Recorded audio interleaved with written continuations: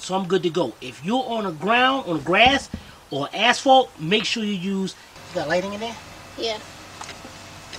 Get onto the bolt. Get your turnabout a certain amount of times, and then go back the other way. If you turn it over that certain amount of time before you get down there.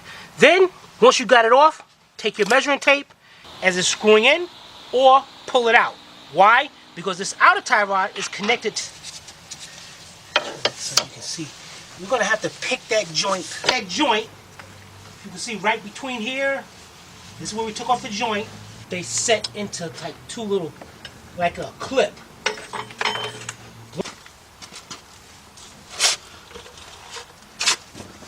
As you can see, the washer is stuck right there. They made it so the washer is actually part of it that you can't slide it down.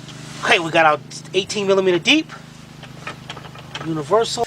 This right here you can take out. You can take out these plugs.